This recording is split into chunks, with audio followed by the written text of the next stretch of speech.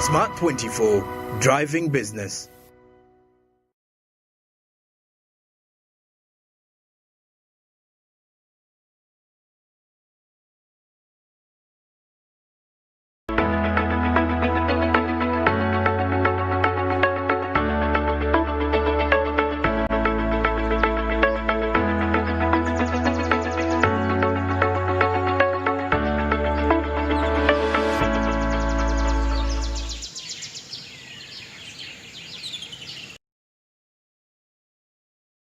And you're watching Smart Means Business. Good morning. How are you doing? It's 2 minutes past the hour of 7 o'clock in the morning. And the show that kickstarts off from 6:30 a.m. till 9:50 a.m. We're here to give you business information as you continue to drive your business wherever you are. And of course, this is Smart 24 TV. But as we kickstart off the day, you should as well kickstart off with business information, understanding that you can grow your investments. And the best way to do so is by using the Zabu platform. Use the USSD code *292#. Follow the prompt and definitely kickstart off your investment journey today. Zabu, my money, my future, Altex East Africa, do something new. As I've definitely said, the markets will be open up at 8:15 a.m. and they will close at 3:15 p.m. East African Standard Time. Surprisingly though, since it is a public holiday, you would not be able to invest today, but you can open up an account and tomorrow you will be able to invest, simply because the markets are closed during public holidays and on the weekends. So today, it being a public holiday, you will not invest in any government bonds. Zabu, my money, my future, Altex East Africa, do something new. And today is, of course, the 26th of January, and it's basically a day of the National Liberation Day. I should put it in that way. 37 years of the NRM government into power. Where has the economic transformation been at? But well, as we kickstart off this particular segment of the show, you get to realize that we shall definitely have our eyes set on the budget framework paper once more. As according to legislators, some of the other key issues in here is that there is a failed delivery due to timelines and loads of work in regards to the summing up of the budget framework paper. The Ministry of Finance, Planning and Economic Development has been accused of failing to provide information on release and expenditure. So this and more is what we have for you in this particular update this morning. Right, Honourable Speaker, due to statutory timelines for National Budget Framework paper, we are unable to complete that item. I request the House to give us up to Tuesday. But however, in the National Budget Framework paper, which is coming, there are highlights on the performance of the budget for financial 2021-22 as provided under Schedule 3 of Public Finance and Management Act 2015 as amended. And met me together with the Shadow Minister for Finance, and we looked through this issue. I found the approach they had taken, they had just brought highlights and incorporated them in the budget framework paper. But we want it to stand out alone, because you see, we've been passing budget after budget without exhaustively looking at the performance of the previous budget. So that's why we want it to stand alone, and we want it to be a standalone item. So we agreed that the committee goes back, they pick it out, that component, and enrich it and present it as a standalone item on Tuesday. But for now, when they are presenting the budget framework paper, you'll find in very important information in terms of highlights. And this is going to help us very much when we are debating the budget framework paper. Number two, the committee had been assigned. The committee had been assigned to assess the half-year performance of the budget. That's Q1 and Q2. And I know many colleagues were raising many issues and we were saying, no, we are coming to that issue. And when we bring it up, we shall allow you to make presentations. But Chairperson had some complaints. If you can put them on record, Chairperson. It's true the House gave us the assignment to handle, but we requested Minister of Finance to provide us with information about the expenditure for Q1 and Q2. Up to now, we are still waiting. They only gave us the releases, the figures in terms of releases per vote, but the actual expenditure was not given. So my appeal, Right Honorable Speaker, sir, that you prevail over Minister of Finance to give us that information on the expenditure part by Friday, then on the process, both reports. Budget framework paper I'm here to present is guided by schedule number 3, the format for budget framework paper in the PFM. And when you look at the schedule 3 number item 3, midterm physical forecast. The midterm forecast, physical forecast shall cover the previous 2 financial years, the current financial year, and the next financial years, and shall indicate in respect of each financial year the following economic variables for non-petroleum revenue of government in respect of tax revenue, non-tax revenue, and external grants for annual budgets and projects, petroleum revenue, expenditure, and net lending for government. It goes on. So the document I'm going to present to Parliament, it is per the format as per law. Right Honorable Speaker and Honorable Members, is Honorable Lope, my good friend, in order to insinuate that I've smuggled the document when I've acted in law. Of course, the Honorable Mudimi knows that I was being graphical in my communication, and he knows better that I hold him in high esteem as far as these matters are concerned. But I was actually trying to amplify his own concerns relating to the failure of having the budget performance report in the House. In fact, Right Honourable Speaker, the House has every reason to reject the BFP report without a performance report. And I do not know why the very able chair would allow the Minister of Finance to get away with this kind of flimsiness in management of public affairs. Right Honourable Speaker, I would like to request for your indulgence to compel the Minister of Finance to avail this information, because failure or actually deliberate refusal is an affront on the powers of Parliament. There is every reason why we are demanding for these figures, because we know that finance has been in defiance mode across the financial year. They have been supplying air, they have been here on the floor and supplied lies to the House. We have every reason to conduct a citizen arrest on them before we consider the BFP report, Right Honourable Speaker. So I want to concur with you and your order that on Tuesday, we either have their figures or we consider other business, Right Honourable Speaker.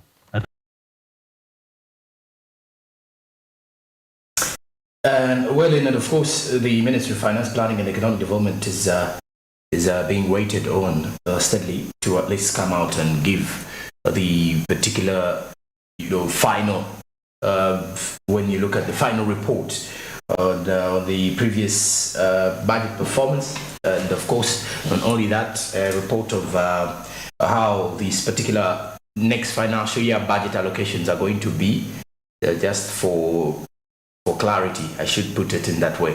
But of course, when you look back at all the ongoing financial year 2022-2023, our budget was 47.1 trillion Ugandan shillings, and of course, with the same kind of situation, you get to realize just a bit of when you look at the budget framework paper that was apparently presented before the committee, that was around 49 1 trillion Ugandan shillings for the next financial year as well. But of course, there's a failure of delivery in time due to time loads, and of course, lots of work. The committees have to make sure that they go through every little detail about this budget.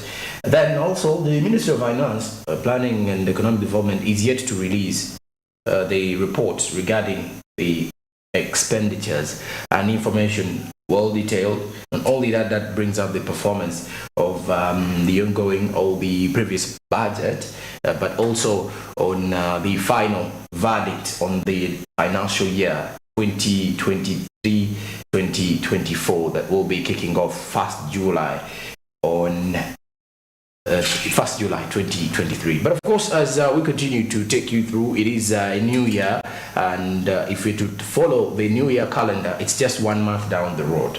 And though we are in the final quarter of the financial year, but this is the first month of the full year of, if you're to put it in the non-physical accountings of a year, you would clearly say this is the first month of the year.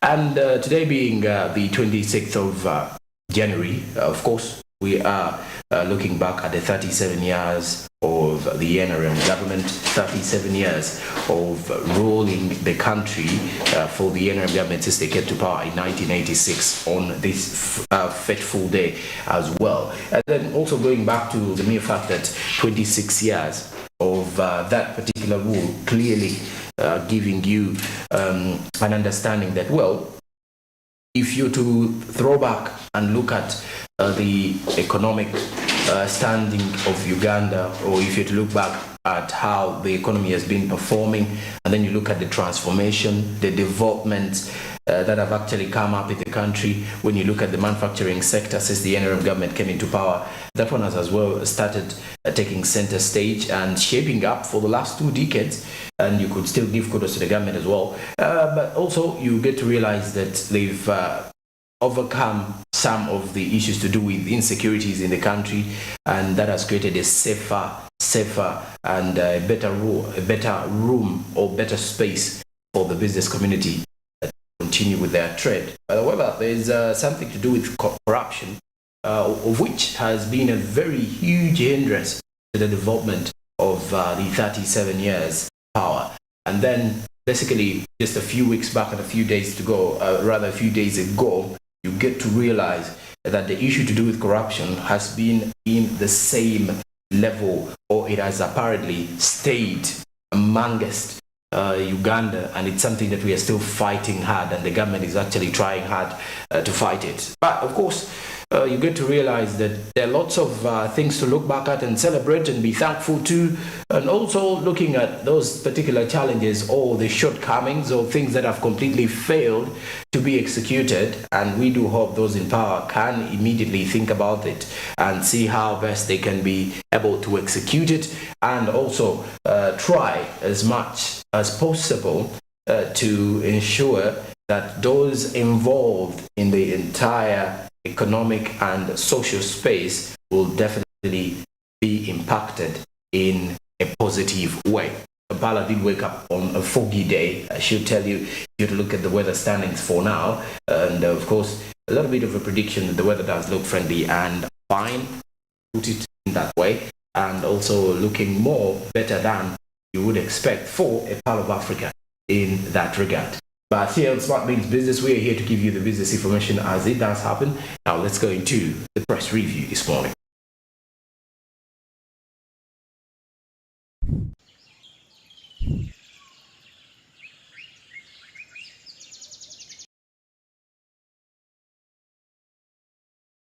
Of course, since it is the national day when we get to celebrate the Liberation Day, 26th of January, one of the bigger headlines is the 37-year rule in power for the NRM government. Where are the challenges? Where are the opportunities? Business-wise, how far have we come? Daily Monitor, in this particular perspective, reports regarding government listing 3 new cash crops. Which new cash crops are those? You can definitely get to realize them in the Daily Monitor. And then also on the other side, the government misses its revenue target by 180 billion Ugandan shillings. Where is this coming from? Because in between here, you get to realize the government in December recorded a physical surplus of 335.42 billion shillings, which was lower than the planned surplus of 515.93 billion Ugandan shillings. But then also, the physical surplus is a situation where the government has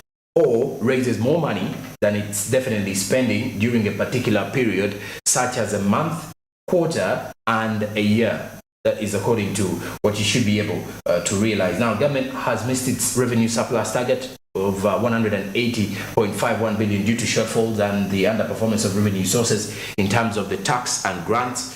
So the physical surplus here is a situation when the government has or raises more money than it spends during a particular period, such as a month, given the current quarter we're in, or a year at the end of the day. So also on the other hand, just for you to remember that with the data monitor, that your money is safe according to what NSSF has revealed to savers. These are discussions that most of the people are actually very worried about, how they will be able to save their money more with the National Social Security Fund.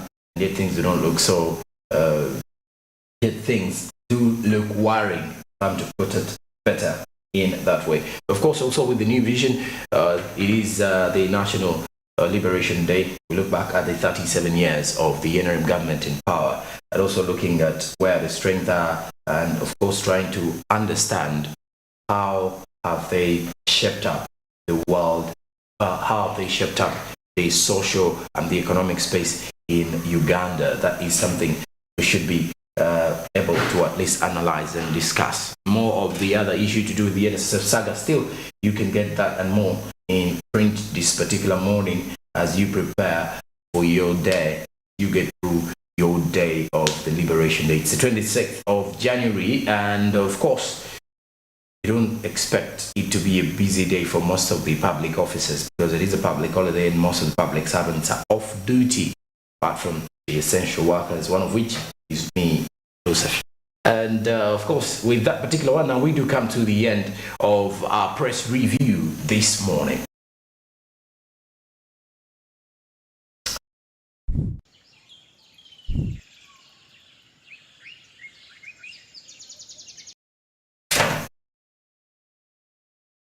Coming well, as we're going on ground with Barigi Andrew, I did wake up in the morning and told you, as today, as you're moving, for those who have actually hit the road already, you get to realize that it's foggy this morning. There's a fog, a beautiful one, beautiful scenes in there once the weather changes are actually showing up in that way.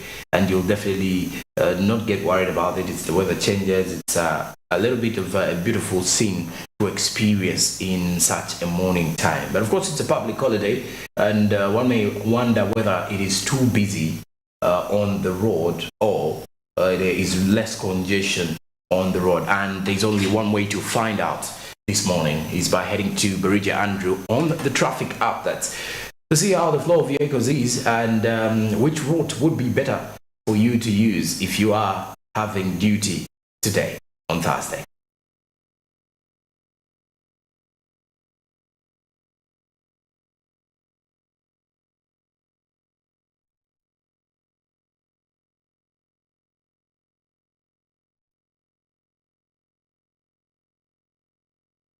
And we are just right here at the fairway traffic light junctions, of course trying to understand how the traffic atmosphere is like. It's a Liberation Day and it's quite different, of course, unlike other days. And as you can see, it's quite very, very free. Now looking just way behind, that is John Babiha Road, where I'm actually standing down.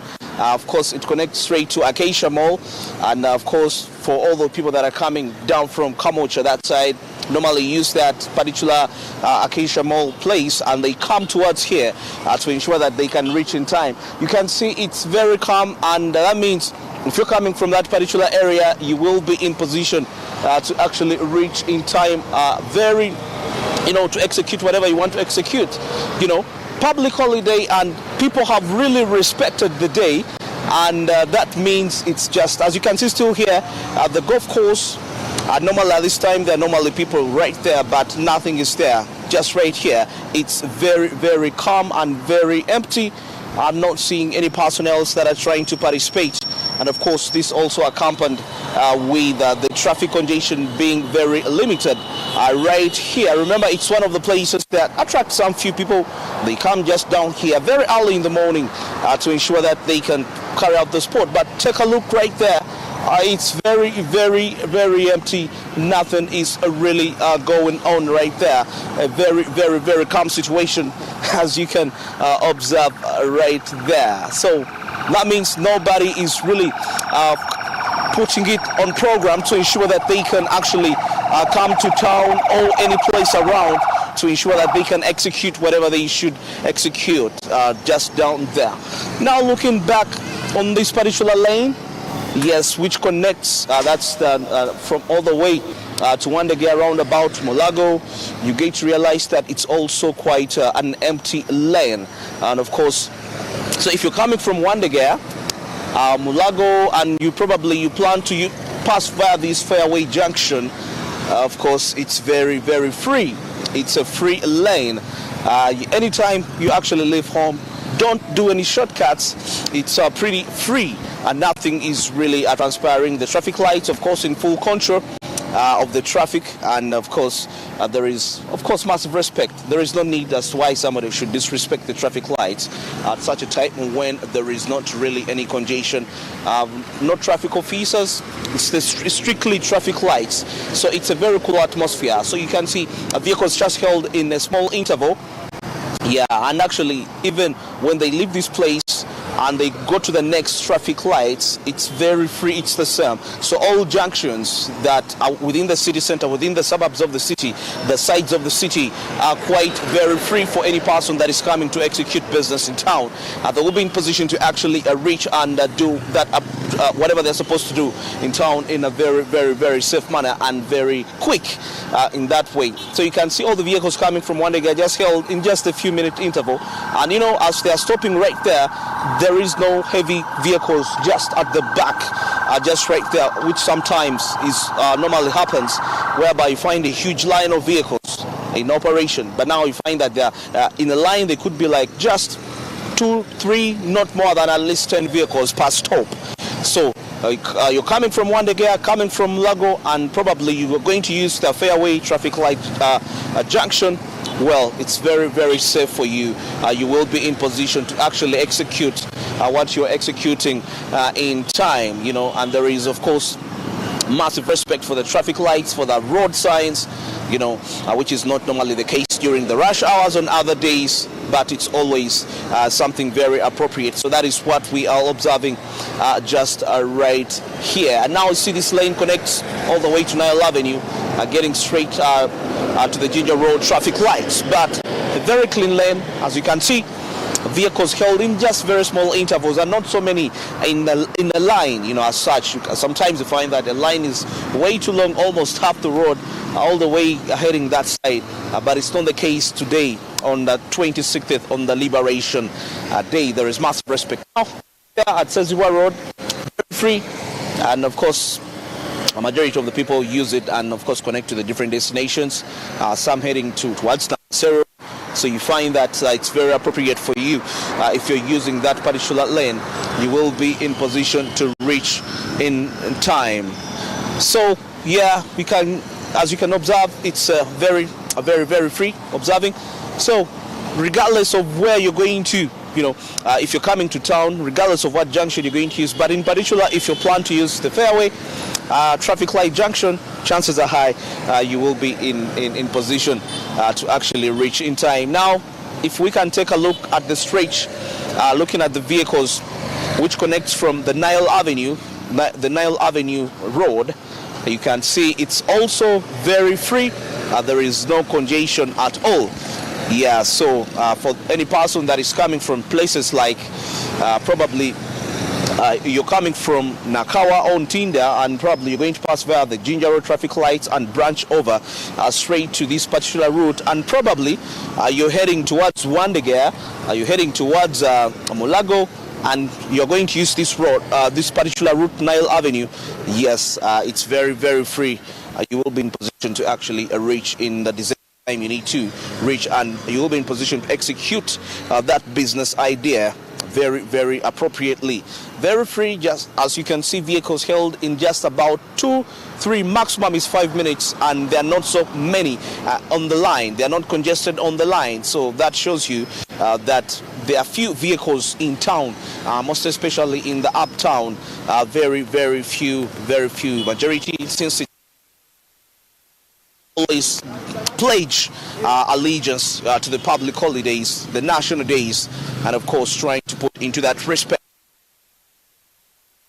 and part of nationalism when it comes to, of course, those matters right there. Very free, Liberation Day. It's a different day today. I don't know, seeing a vehicle there trying to, it's been trying to move, but later I think it got a few small challenges by the driver, and of course it went a little back, but now it's being led to go very free. But it's a smooth lane, very smooth today, no congestion, and there is massive respect of the road signs and the traffic lights by the different stakeholders. And that's it for the traffic updates this morning. A very different day today. Back to studio with Jura. And of course, that means you can easily get out of your bed and hit the road. Use any road that you want to use. It's a public holiday, so you may expect less traffic on that particular lane where Bridge Andrew was at, around the Fairway Junction. And of course, after the break, I'll be getting back with Caribou East Africa. Not only that, I have the Smb International News on the way. Stick around. Good morning.